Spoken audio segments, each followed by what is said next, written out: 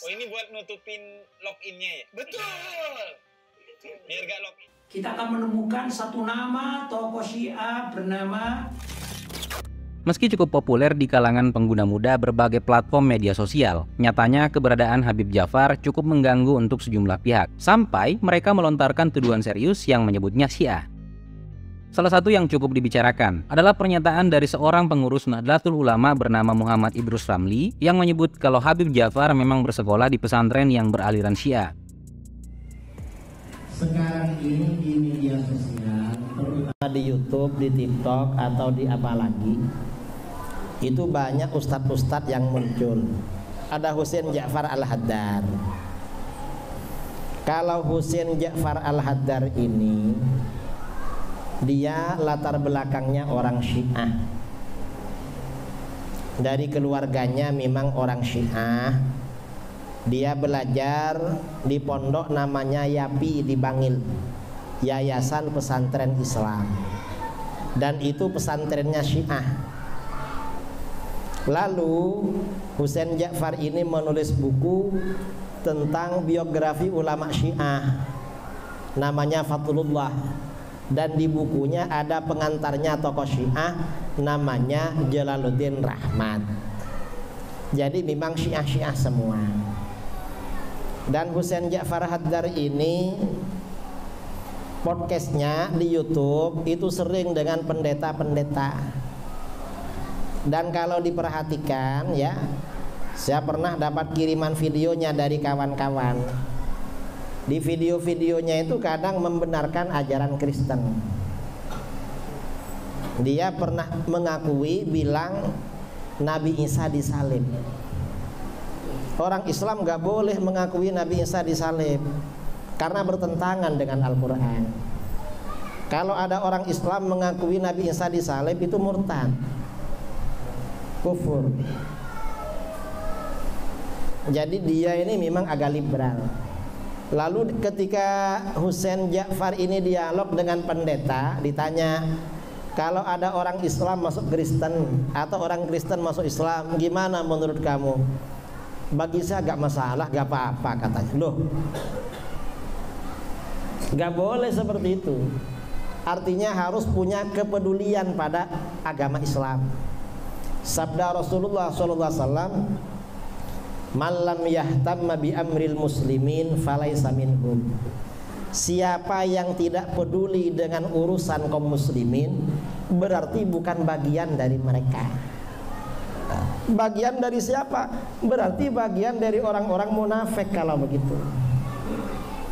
Jadi kalau kita perhatikan dari podcast-podcastnya, apa namanya ya, postingan-postingannya, postingan videonya, juga latar belakangnya Husain Ja'far Al-Haddad ini orang Syiah dan liberal.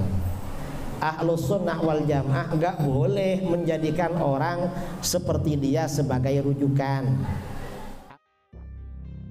Muhammad Idrus Ramli sendiri memang satu dari sekian banyak pemuka agama yang cukup sering mengampanyekan permusuhan terhadap Syiah. Bahkan bukan hanya ke Habib Ja'far, tuduhan serupa juga pernah dia lontarkan ke mufasir tanah air Quraisy Shihab. Dan Pak Quraisy Shihab ini lama-lama terpengaruh dengan Syiah. Akhirnya membela Syiah, menulis buku berjudul Sunnah Syiah Bergandengan Tangan. Hanya saja Habib Ja'far sejauh ini memang jadi yang paling sering menerima tuduhan. Bukan cuma dari Idrus Ramli, pendiri NU Garis Lurus Lutfi Basyori yang juga pernah mencap Gus Dur sebagai Syiah, kali ini kembali memberi label yang sama ke pentolan pemuda tersesat itu.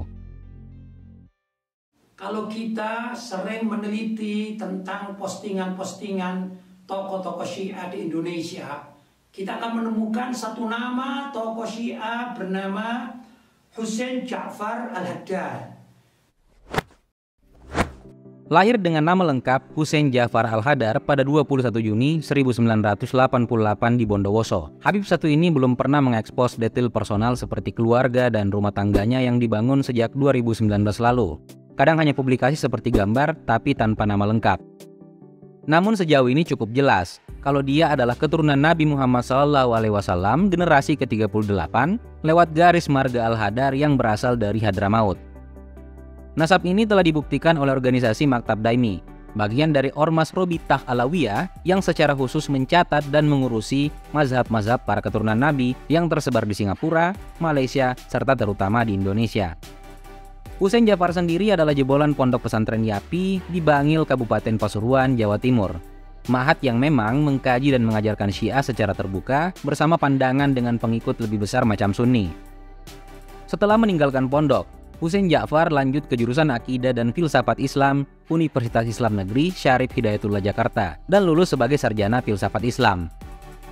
Dari situ dia lantas melanjutkan studinya ke program Magister Ilmu Al-Quran dan Tafsir masih di universitas yang sama, serta di saat bersamaan tetap mengambil pendidikan linear dari jurusan sebelumnya, Akidah dan Filsafat Islam.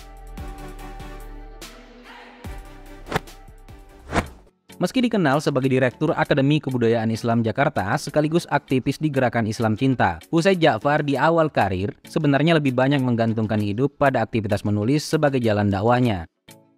Sejak 2014, opininya sudah dimuat di Kompas, kemudian masih berlanjut hingga 2017. Lalu di rentang 2015 sampai 2016, beberapa artikelnya juga pernah dimuat oleh rubrik Kolom Tempo, serta media yang lebih besar lagi macam Jawa Pos pada 2019 dan 2022.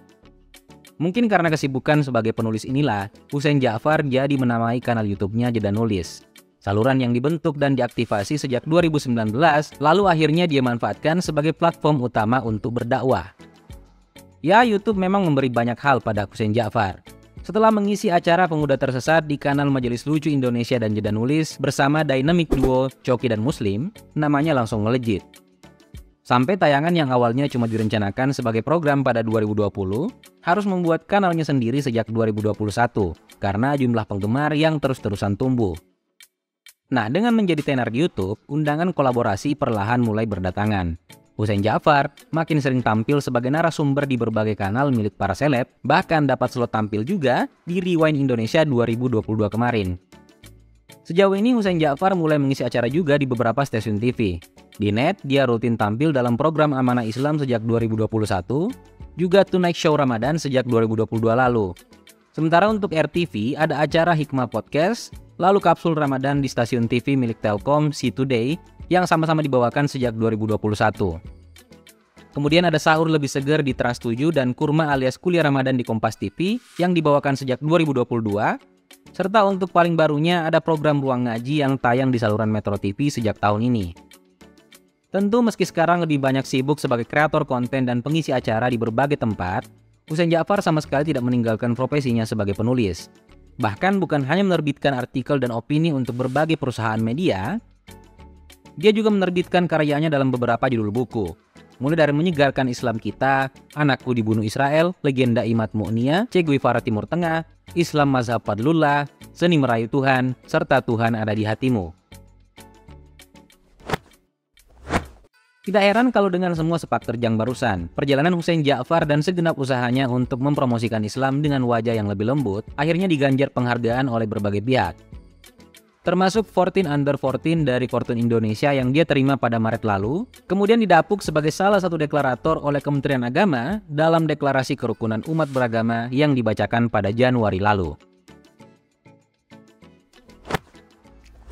Dari beberapa informasi barusan, harusnya sudah tidak sulit mengidentifikasi sumber pendapatan Ustadz satu ini. Selain royalti dari penjualan beberapa buku, dia jelas menerima upah dari pekerjaan sebagai pengisi acara.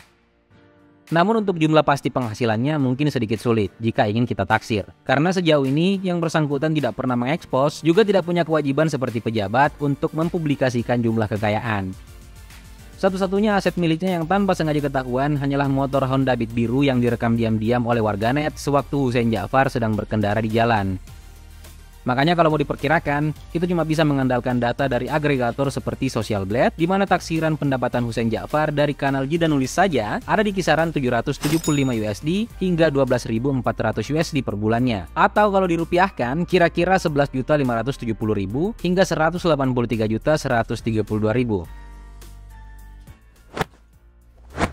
Lalu bagaimana kondisi Ustadz Kondang satu ini sekarang? Well, kalau kamu aktif di YouTube, harusnya tahu sih ya, soal acara terbaru yang dibawakan Husein Ja'far bareng Onadio Leonardo dalam konten bertajuk Login di podcast Deddy Corbuzier. Oh, ini buat nutupin login-nya ya? Betul. Biar gak login gitu. Iya. Kemudian bukan cuma di situ, Husein Ja'far sepertinya didapuk juga jadi narasumber utama oleh kanal Gita Wirjawan untuk konten khususnya Rethinking Ramadan yang sejauh ini sudah tayang dalam 3 episode.